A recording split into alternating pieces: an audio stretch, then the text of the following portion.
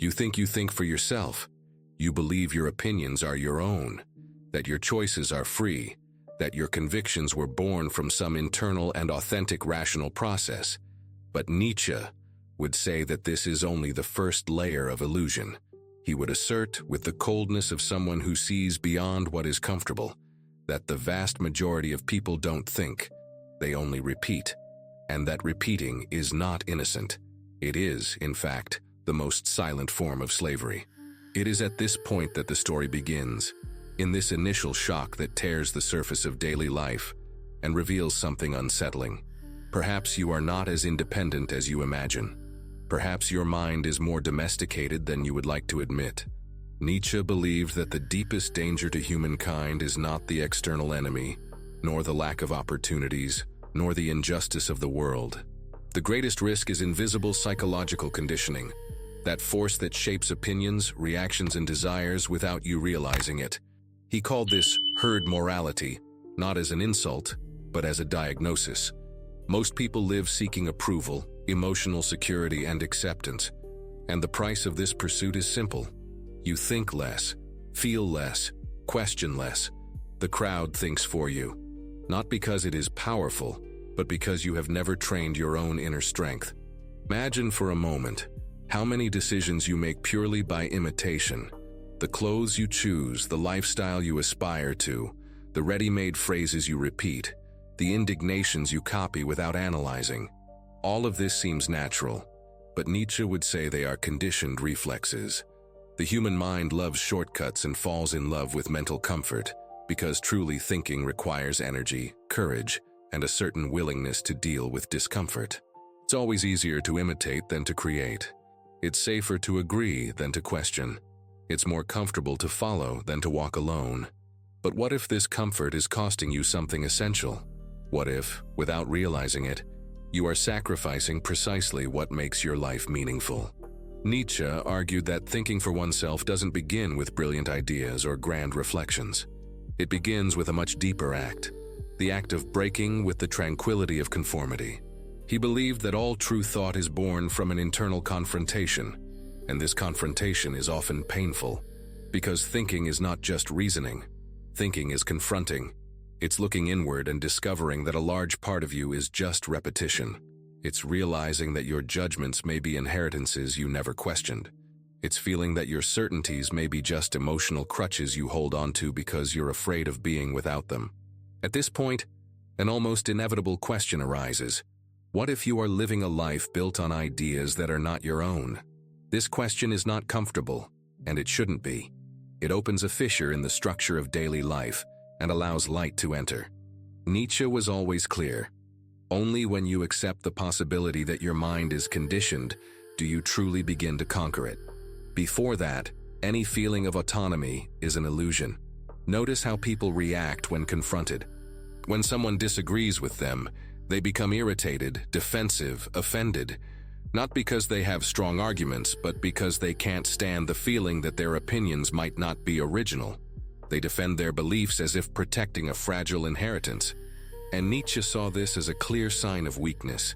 If you need the world to confirm your vision, it's because your conviction is fragile.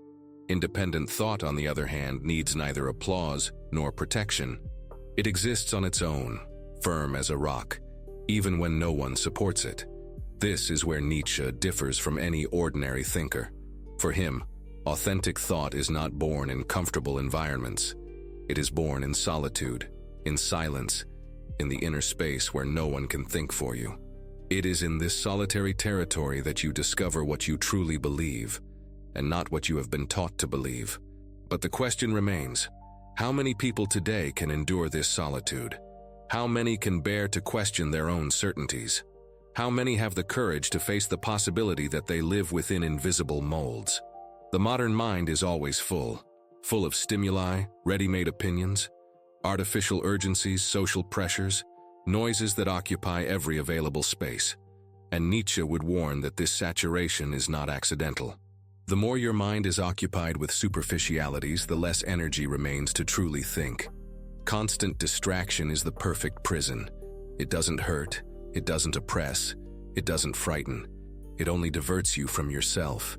And when you finally try to think, you feel a strange difficulty, as if the mind itself had become lazy. It's not laziness, it's conditioning. But the beginning of liberation is always the same: awareness. Awareness is born when you perceive what is happening within you, when you feel the weight of external influences, when you realize that your mind is not neutral, but trained. And this awareness, if taken seriously, provokes something transformative, a restlessness that pushes you out of autopilot. It is the first step, still timid, but decisive, because from that point on, you can no longer return to the previous state. Once you perceive the herd, you can no longer follow it in the same way. This is the beginning, the opening of the portal, the first crack in the wall that separates you from yourself. From here, the most dangerous question is born, the one no one likes to hear. Who is really thinking inside you? The answer requires courage, and that's precisely why the next stage begins now. When you begin to suspect that perhaps you don't think for yourself, something strange happens. Suddenly, situations that previously seemed banal begin to reveal cracks. You realize how instantaneous, almost automatic your reactions are, as if someone had pressed a button inside you. Nietzsche would say that this is the moment when the veil begins to tear, and the tear doesn't come from theory. It arises from practice, from daily life, from the small scenes you've never examined until now. Think of that conversation where you agreed without knowing exactly why. Think of the debate where you repeated something you heard somewhere, without having analyzed it beforehand. Think of the last time you were indignant about a subject you didn't even know well. These moments go unnoticed, but they form an invisible current that directs your life. And when we realize this, a deep discomfort appears, as if something were out of place within us. Nietzsche believed that this discomfort was the first sign of awakening. It's an unease that isn't easily explained, but is clearly felt. It's the sensation that you're living on autopilot, and at the same time, beginning to see the control panel. For some people, this perception arises abruptly, almost like a shock. For others, it comes slowly, like a light that gradually increases in intensity. In both cases, the same question arises: how could I have lived so long without realizing it? The answer, although it seems complex, is simple. Because thinking requires effort, repetition does not. And modern life is built so that you repeat, not so that you think. Imagine, for example, someone who spends the day consuming random content. Quick news, inflammatory opinions, motivational quotes, controversies, memes. All of this, seemingly harmless, creates a layer of noise in the mind. When this person tries to form their own opinion about something, they discover that their head is too full to think. They feel mental fatigue, irritation, a strange emptiness. And Nietzsche would say that this is the price of a saturated mind. It loses its creative power. It ceases to be a source and becomes a sponge. It stops originating ideas and starts absorbing those of others. It's curious how this process happens without the person realizing it. They feel informed, but are only accumulating fragments that never transform into reflection. It's like eating all day and still remaining malnourished. There's also that common scenario where someone changes their mind simply because they see that the majority thinks differently. This happens in groups of friends, at work, on social media. The person begins to adjust, to soften their position, to mold their words. And this process, although it seems merely social, is profoundly philosophical. Nietzsche observed that human beings fear rejection more than error. They prefer to be wrong with the crowd than right alone. And this creates an invisible pattern. The larger the group, the greater the tendency to give up your authenticity. Not out of malice, but out of fear. Not out of physical weakness, but out of emotional insecurity. And this silent fear is the fertile ground where herd morality grows. But sometimes the perception of external influence arises completely unexpectedly. Perhaps you've experienced a moment when you felt intense irritation because someone disagreed with you. But upon further reflection, you realized you didn't have solid arguments. You felt only anger, not conviction. And this discovery is uncomfortable. It's as if you realize you were defending something you don't even understand. Nietzsche would say that this is the moment when the mind reveals its flaws, when emotion takes the place of reflection, when you cling to an idea not because it's true, but because it gives you security. The feeling of being right can be more addictive than the truth. There are also those silent, more intimate situations that no one sees, like when you lie to yourself to avoid facing something difficult, when you say everything is fine when it clearly isn't, when you pretend your decisions were rational when they were actually impulsive. Nietzsche believed that self-deception is one of the most powerful forces in human beings because it protects the mind from immediate discomfort, even if it costs dearly in the long run.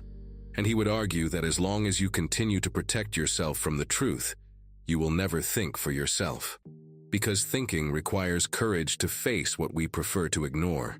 This is where a subtle, almost disturbing mystery arises.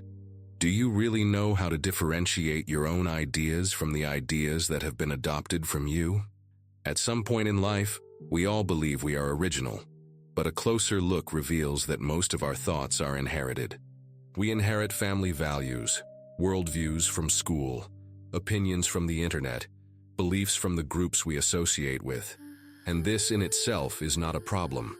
The problem arises when we accept these inheritances without questioning them, when we treat as absolute truths what should be analyzed, when we confuse conditioning with conviction. Nietzsche believed that true freedom begins when you recognize the origin of your thoughts, when you realize that your mind is a territory where many voices try to speak at the same time. Some are yours, others are not. And this distinction, however simple it may seem, is the watershed between living consciously and living on autopilot. But the question continues to pulsate, insistently, like a beat that won't be silenced. Why do so many people prefer repetition to thought? And what if the answer isn't just mental laziness, but something deeper, something emotional, something structural, something that silently shapes the way you see the world? This question opens the door to the shift that Nietzsche considered essential, understanding not only that you are influenced, but why you allow that influence. Because in the end, it's not just society that conditions you. It's you who adjusts. It's you who lowers your guard. It's you who adapts to avoid confrontation. And it's precisely this part that few like to admit. The fear of thinking alone. The fear of confronting the group. The fear of discovering that your own mind is more fragile than you imagined. But it is precisely at this point that the transformation begins to take shape, even if still silently. And it is here that the story prepares for the next step, where tension becomes inevitable, and a final question approaches like a distant echo. If you wanted to truly think today, where would you begin? When you decide to examine where your thoughts come from, something unexpected begins to happen. The mind, which previously seemed a solid and reliable space, begins to reveal itself as an unstable territory, full of influences you never noticed. Nietzsche would say that this is the moment when the individual begins to separate from the herd. It's not a dramatic rupture, but a silent, almost imperceptible change, as if an inner voice were awakening after years of slumber. This voice questions, observes, distrusts. It no longer accepts ready-made explanations and is not satisfied with superficial answers. It's a kind of new sensitivity, as if you had finally changed the frequency of your own consciousness. As this new understanding expands, you begin to notice hidden patterns. You start to realize that certain opinions appear whenever you are tired, that certain beliefs arise when you seek security, that certain thoughts return when you fear rejection. It's as if thought is not a free act, but a reflex conditioned by emotions that you rarely control. Nietzsche believed that human beings only think freely when they can observe their emotions without being dragged along by them. And this requires inner strength.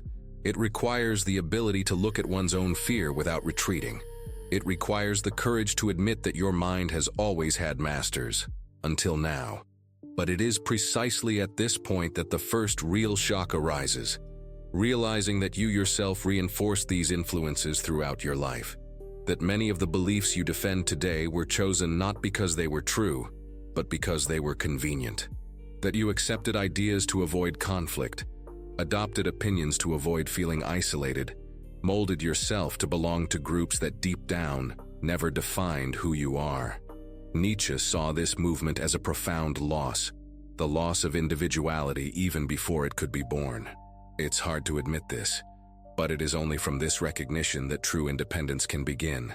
And you wonder, if so many ideas were never mine, then what truly belongs to me? From this point on, the internal narrative changes. Instead of seeking certainties, you begin to seek origins. Each thought is investigated as a clue. You observe an emotional reaction and ask, is this mine or is it inherited? A desire arises and you ask yourself, was this born from my will or was it planted by someone else? Nietzsche argued that every free mind is, above all, an investigative mind. Not investigative in the academic sense, but in the existential sense. A mind that examines its own structure, that refuses to live in shallowness, that prefers depth even when it is uncomfortable. It's almost like turning over your own inner soil, removing everything that was planted without your permission. This investigation begins to reveal something even more unsettling. Many of your most intimate thoughts are, in fact, echoes of other people. Echoes of parents, teachers, friends, leaders, influencers, social expectations. And realizing this provokes a strange sensation, as if you were listening to ancient voices speaking within you. Nietzsche stated that until you identify these voices, you will not have a voice of your own. Because speaking with your own voice doesn't mean saying different words. It means saying words that pass through the sieve of your conscience and survive your judgment. Few do this. Most accept the internal voices as a natural part of themselves, without realizing how much they are occupied by thoughts they did not choose. But the most surprising discovery isn't realizing you've absorbed external ideas. The true revelation is realizing that some of these ideas act as invisible limits. They're like psychological walls that define what you believe is possible, and these walls rarely match your true capacity. Nietzsche believed that human beings live far below their potential, not for lack of strength, but for excessive conditioning. When you become aware of these walls, you also realize how different your life could be if you had questioned these boundaries sooner. And you wonder, how many opportunities did I miss because my mind was trained not to see them? From here, a new tension arises, as if you were approaching something that could change everything. Nietzsche said that thinking for yourself is not a smooth process. It's a confrontation.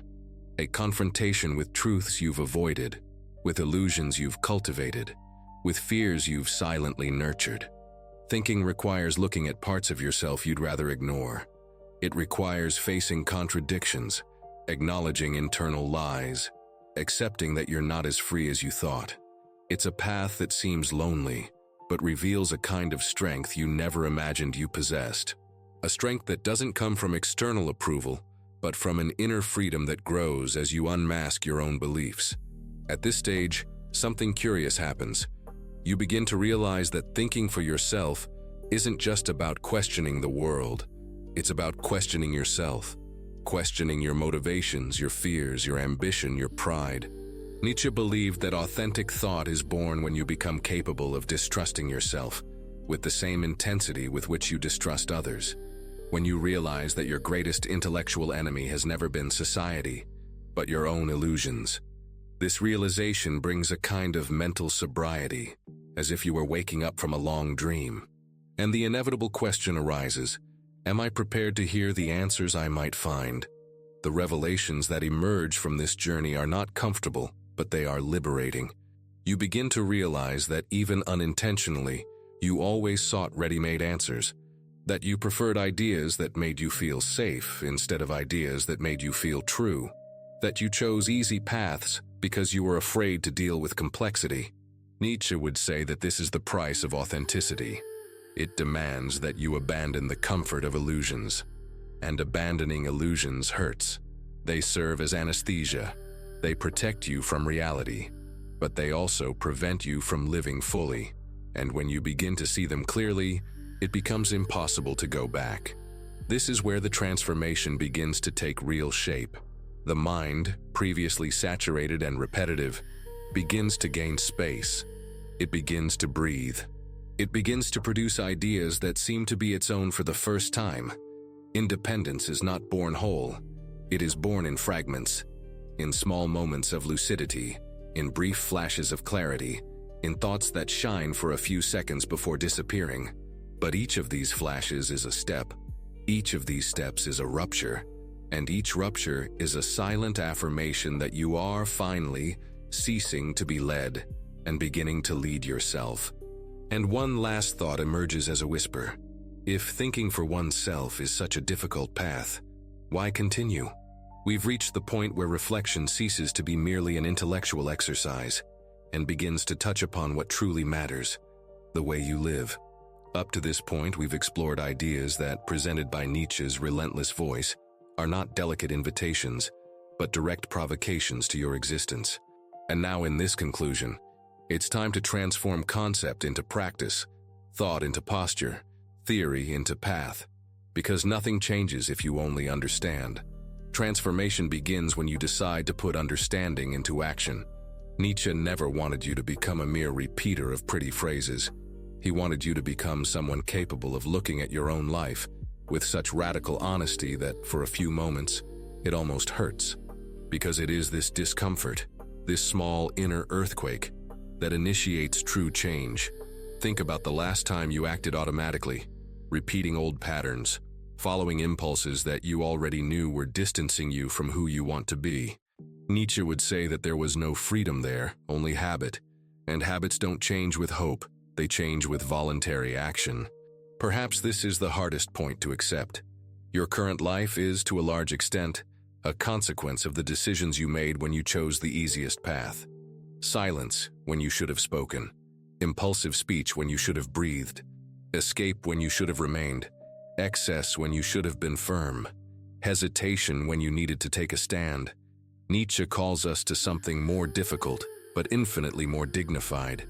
To take ownership of our own existence. Not as a motivational slogan, but as a daily, intimate, solitary, and profoundly serious commitment. Today, right now, at this very moment as you listen to me, you can choose a small gesture that completely changes the way you live. It doesn't have to be grand. It could be the decision not to react immediately to a provocation. It could be the courage to start that project you've been putting off for months. It could be the simple, but revolutionary act of saying no to something that always drags you away from yourself. The power lies in these micro gestures, because they accumulate, shape your posture, and build a life that doesn't depend on chance, but on your intention. Nietzsche would call these small acts affirmations of life, choices that say yes to your potential, yes to your growth, yes to a future that doesn't yet exist, but that you choose to anticipate. And here's the secret. Every time you choose to act consciously, you get closer to what he called becoming who you are. It's not a ready-made destiny, it's a daily task. A constant refinement, a sculpture that is never finished. And perhaps you're wondering if you're capable of sustaining this discipline, this clarity in the face of yourself.